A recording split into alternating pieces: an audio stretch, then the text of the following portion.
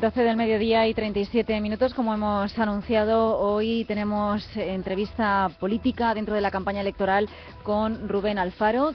Antes vamos a dibujar un perfil radiofónico para que le conozcan un poquito más. Tiene 36 años, estudió en el Colegio Público Pintor Sorolla, más tarde en el IES Monastil y en Valencia Ingeniería de Obras Públicas. En Alicante colaboró como becario en el Departamento de Urbanismo. Es un gran deportista y también un apasionado de la música y empezó en la política desde muy joven por ideales y convicción. Es portavoz del Grupo Municipal Socialista de Elda desde hace 4 años. Bueno, yo creo que tenemos que añadir algo más a este perfil, y es que es un apasionado de las tradiciones locales y de sus fiestas de moros y cristianos. Rubén Alfaro, bienvenido, buenos días. Hola, Toñi, buenos días. Vamos a hablar de proyectos, de propuestas, de promesas. Nos ha escuchado en el avance de noticias del día, hemos dicho que Fátima Báñez está aquí en Elda. Si pudiera mantener un encuentro con la ministra de Empleo y Seguridad Social, ¿qué le diría? Pues yo le diría que bajaran a la tierra, que es donde mejor se está, en la tierra y en el suelo, hablando con la gente y escuchando a las personas. Y realmente pues que el Partido Popular no lance las campanas al vuelo, porque seguimos teniendo muchísimas necesidades en nuestro país y que lamentablemente el paro sigue siendo la principal preocupación y lo que está abocando a muchas familias a una situación de alarma. Y precisamente una de sus prioridades en el programa electoral, si llega a ser alcalde, es el empleo y el impulso de la actividad económica. ¿Cómo lo va a hacer? ¿Qué va a hacer? Sí, en definitiva, lo que tenemos que buscar es todas las decisiones que desde el Ayuntamiento podamos tomar en cualquier materia, llámese de las diferentes concejalías, si se me permite la expresión, tienen que ir encaminadas al crecimiento del empleo y al crecimiento de la actividad económica, particularmente en la ciudad. Nosotros, por ejemplo, hemos propuesto un plan de empleo público que funciona en otros municipios y que ha sido pues una situación de controversia, porque la alcaldesa nunca ha querido aceptar nuestra propuesta de emplear a personas con un salario digno y con una seguridad social y con una mutualidad, como hacen otros municipios, como por ejemplo el de Sagunto, y yo creo que ya en estos micrófonos lo llega a decir. Y bueno, pues yo creo que es una de las mejores formas donde el ayuntamiento puede estar más cercano al ciudadano, dando el ejemplo. Es decir, oye, mire, los recursos son pocos porque al final no ni pocos ni muchos, vienen de los impuestos, y a las personas pues cada vez que nos piden los impuestos nos cuesta pagarlos, pero por lo menos desde el ayuntamiento tienes que lanzar el mensaje de que lo primero que te preocupa es el empleo, y el empleo en la ciudad, con un plan de empleo público que dé trabajo a la gente de nuestra ciudad, a la gente que por lo está pasando. Y bueno, yo ya he sacado muchísimas veces la cuenta que con lo que costó la Plaza Castelar, pues podíamos haber dado trabajo perfectamente a 200 familias durante 9 meses de la ciudad que peor lo están pasando, y con una selección de realmente ver qué familia lo peor lo está pasando, y con una transparencia, y no como ahora, pues que hay gente que está trabajando por una beca de 300 euros al mes sin dar de alta en la seguridad social y sin ninguna seguridad, ¿no? Yo creo que ese es un poco el dar la imagen desde el ayuntamiento que lo primero que nos preocupa es el empleo de los ciudadanos. En su programa lo denomina Bolsa de Empleo Local. Ese es el nombre, ¿no?, del proyecto. Sí, porque además es el nombre del proyecto, pero además engloba muchas más cosas, ¿no? Por ejemplo, nosotros queremos impulsar una bolsa de empresas locales, de empresas de Elda, que sean capaces de acceder a todos los suministros por parte del ayuntamiento que legalmente se les puedan legalmente adjudicar. Por ejemplo, hace escasos meses nuestro ayuntamiento encargó a una empresa de Madrid 6 vídeos de promoción de los Aules que costaron 6.000 euros, y fue una empresa de Madrid. Entonces es inaudito cuando aquí en nuestra ciudad tenemos profesionales de las audiovisuales, profesionales de la fotografía, además personas que han tenido reconocimiento incluso hasta internacional de su trabajo, y es inaudito que son 6.000 euros, pero es que esos 6.000 euros lo que te provocan es mantener el negocio, y quizá no despedir a un trabajador de ese negocio que está en ello, y de alguna forma, en el peor momento de una crisis de los últimos 40 años, pues dar un alivio a la gente de nuestra ciudad, pues con esa bolsa de empresas locales, con ese plan de empleo público, y con políticas que realmente vean los ciudadanos de la ciudad que se preocupa su ayuntamiento por ellos. ¿Cómo revitalizar el comercio? Porque es un sector importantísimo de ingresos para la ciudad y necesita también un empuje, el comercio local.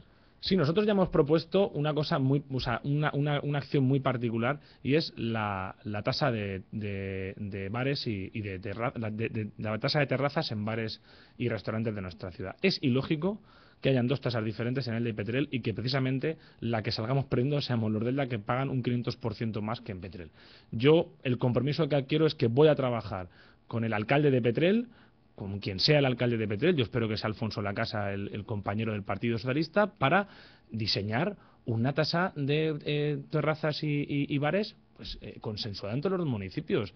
Al final, no nos equivoquemos, la trama urbana del Petrel es la misma, y entonces que tú estés a 50 metros en un municipio y a otros 50 de la frontera en otro y pagues una disparidad brutal en cuanto a los impuestos, no se explica cuando pagan el mismo IVA, cuando pagan los mismos autónomos y cuando pagan muchos impuestos que son conjuntos. O sea, yo creo que tenemos que bajar a la tierra y tener un poco de sentido común. Por eso yo creo que en esa forma de los bares y los restaurantes es una forma de ayudarles en cuanto al tema de los impuestos. ¿Contempla consensuar algún otro servicio con la población vecina? Por supuesto. Yo creo que hay cosas que tenemos que intentar hablar poco a poco, las cosas del palacio, como dicen, van despacio, pero yo creo que hay cuestiones. Yo, por ejemplo, en esto creo que es irremediable. Hay otros contratos y otros servicios que yo oigo y que las personas suelen opinar, que podamos ir juntos, y a veces no es tan fácil ir juntos por una cuestión de las competencias municipales. Pero yo creo que en esto es sentar directamente a los equipos que vayan a dirigir, que vayan a redactar las tasas, y decir, oye, por lo menos en esta yo creo que nos podemos poner de acuerdo. Esta mañana ha estado en el Pleno. Ha terminado con el tiempo suficiente para poder venir aquí a este tiempo de entrevista. Un Pleno en el que se ha discutido, quizá más tranquilamente que en otras sesiones plenarias, quizá porque es el último, dos asuntos muy importantes para la población, como es el Plan General y como es el Plan de reforma interior de la JAUT. Hay 100 y pico de vecinos afectados que desde hace años viven con la incertidumbre de qué va a ocurrir, ¿no?, con esas casas. ¿Cuál es su proyecto de ciudad? ¿Por qué cuesta tanto elaborar un plan general? Porque pasa un gobierno, pasa otro y nunca se hace un plan general, nunca se finaliza. Hay buenas intenciones, pero ahí queda. Yo ya dije hace tiempo que esta alcaldesa es la única alcaldesa que ha tenido 8 años en mayoría absoluta y podía haber desbloqueado perfectamente un plan general, porque ha tenido tiempo suficiente. No ha querido, ¿no? Y bueno, y cuando le das a la oposición, perdón, al gobierno, donde le duele, entonces empiezan a sacar cuestiones de disparates de otros tiempos. Yo creo que yo compartía el argumento de decir, hombre, hemos contratado a 2 arquitectos para hacer la Plaza Castelar. No se han podido contratar un arquitecto para despejar las 163 alegaciones del PRI, que además no son alegaciones de que quiero el árbol 2 metros más allá, son alegaciones técnicas que han sido redactadas por arquitectos, por abogados, por estudio de arquitectura, por gente que tiene mucho conocimiento sobre el urbanismo y sobre aquella zona. Y bueno, y estamos haciéndolo eso con un arquitecto que hay solamente en la oficina técnica, que es el arquitecto municipal. O sea, y no hemos podido. Y bueno, entonces salen que si ustedes, no sé qué, oye, mire, es que hay 120 familias que les peligra la vivienda y tenemos que hacerlo con agilidad y con premura.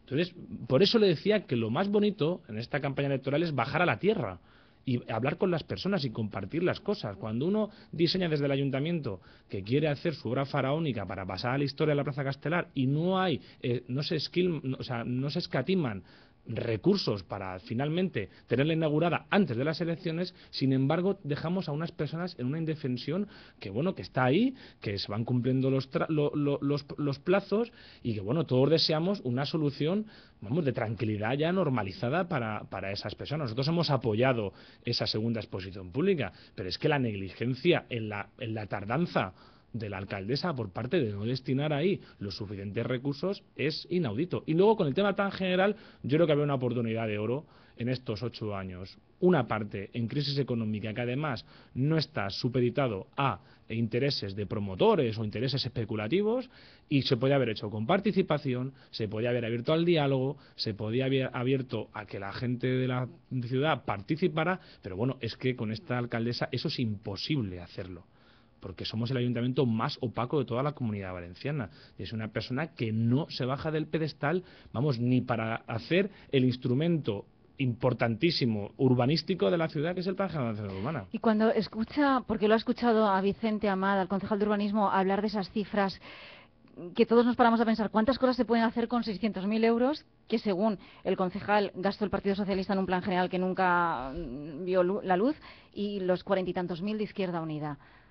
Hay que gestionar mejor el dinero público de los ciudadanos. Pero es que hay una cuestión, es que de esos 600.000 euros hay documentos que sirven y que el PP no quiere utilizarlos. Pero ¿por qué estamos aquí siempre con el revanchismo?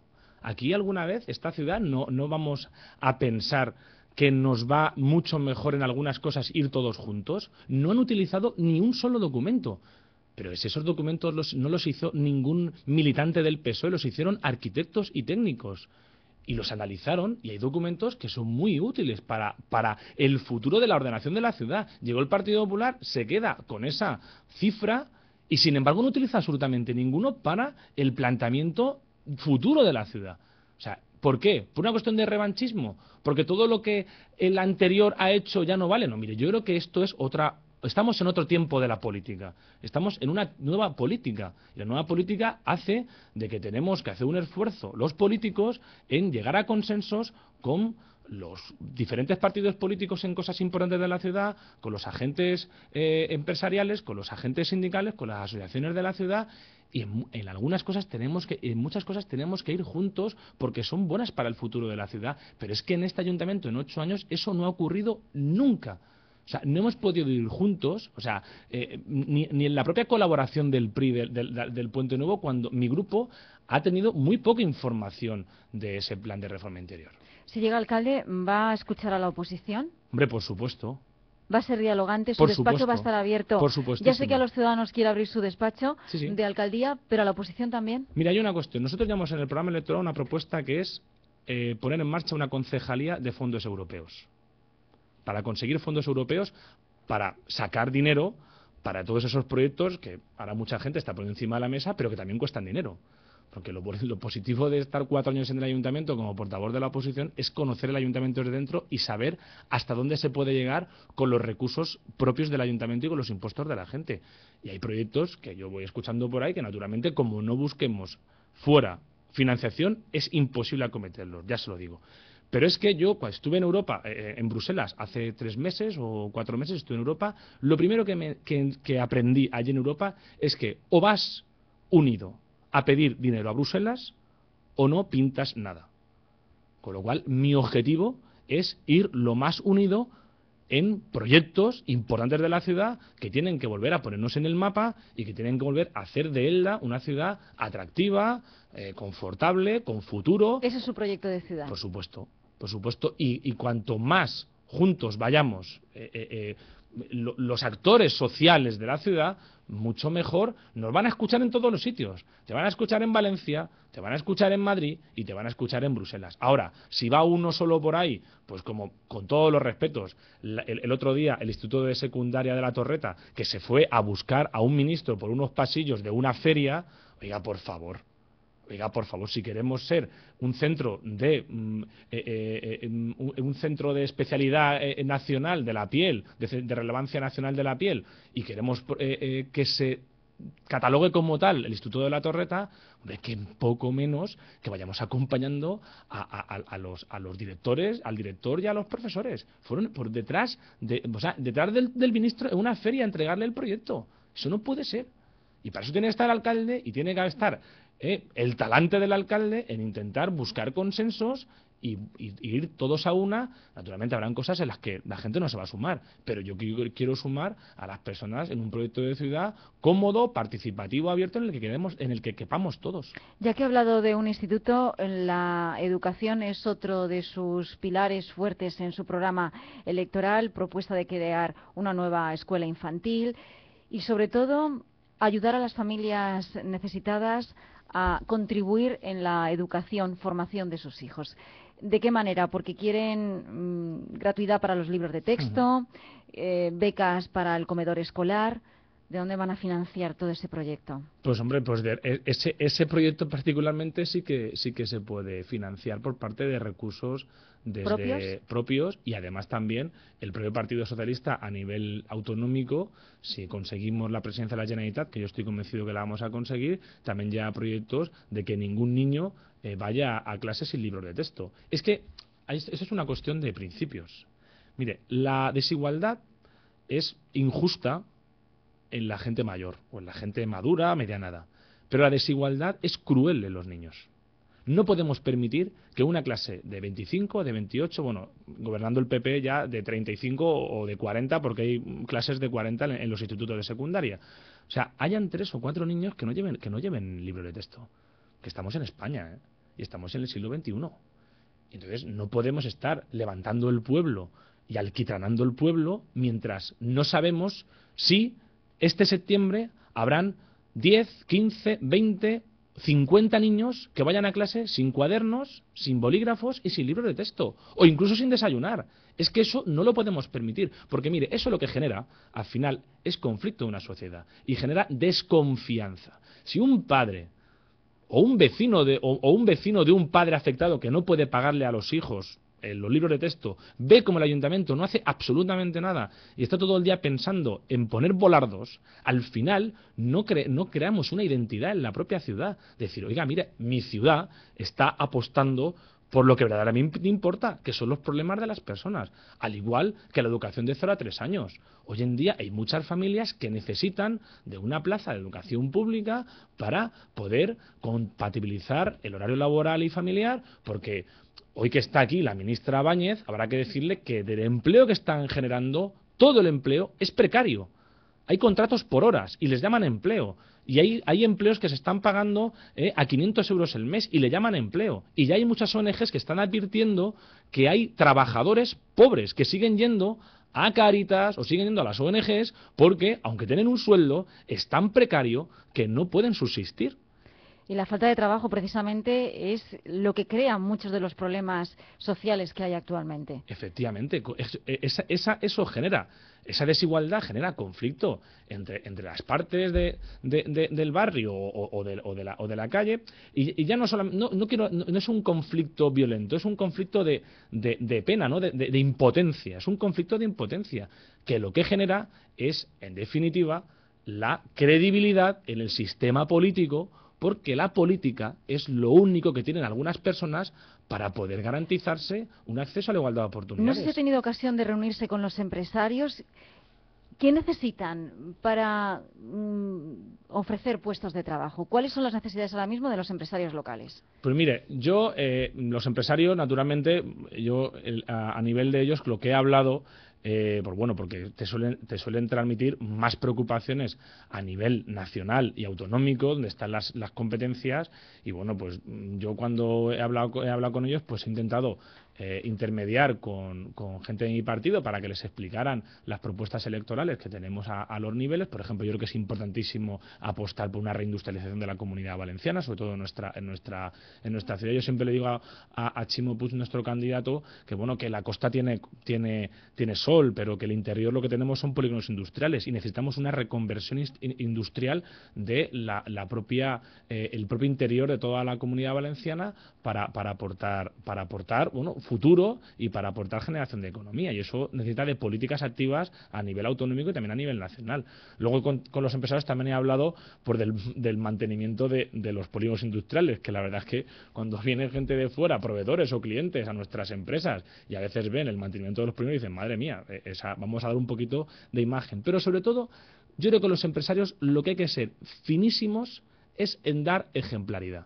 Mire, yo no le puedo pedir a un empresario que dé de alta a un trabajador, que le ofrezca un contrato digno, que le dé estabilidad, que esté un contrato indefinido, que apueste por un trabajador, cuando el ayuntamiento está contratando a personas por 300 euros en la calle sin dar de alta. ¿Pero qué imagen le das al empresario? ¿Con qué cara un alcalde le dice a un empresario que cumpla todas sus obligaciones legales e impositivas cuando el propio ayuntamiento es el que está generando una especie de empleo totalmente precario para pagarle a unos becarios 300 euros, que la única beca es que a las 9 de la mañana le dan una azada y le dicen de aquí hasta allá, hasta la 1, sin ningún tipo de formación. Claro, yo no sé lo que le dirá la alcaldesa a los empresarios. Yo, naturalmente, con eso acabaré, porque a mí, vamos, yo no tendría la cara de decirle a un empresario que cumpla con sus obligaciones cuando yo estoy generando empleo precario.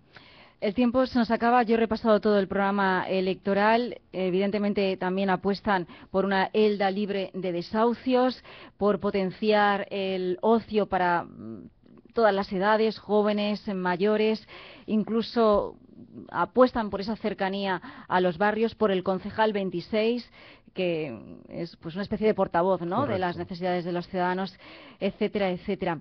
Nos queda nada, 2 minutos, uno para que pida el voto para Rubén Alfaro y el otro le quiero preguntar por cómo ve, que lo tenía que haber dicho al principio porque siempre abrimos así las entrevistas, pero lo he olvidado, ¿cómo ve el Partido Socialista actualmente aquí en Elda? Yo lo veo muy bien, yo lo veo muy esperanzado, con muchas ganas de trabajar por la ciudad, de generar ese cambio necesario. Hemos estado 4 años en la oposición aprendiendo del ayuntamiento. Yo creo que yo me llevo eso positivo, ¿no?, en una legislatura muy difícil porque se han roto todos los diálogos con el equipo de gobierno, pero yo me llevo que he podido prepararme, y el equipo que me acompaña, gran parte del equipo ha estado en ese grupo municipal, y me llevo que bueno, que hemos podido conocer en 4 años las necesidades de las personas y que estamos preparados para liderar el cambio.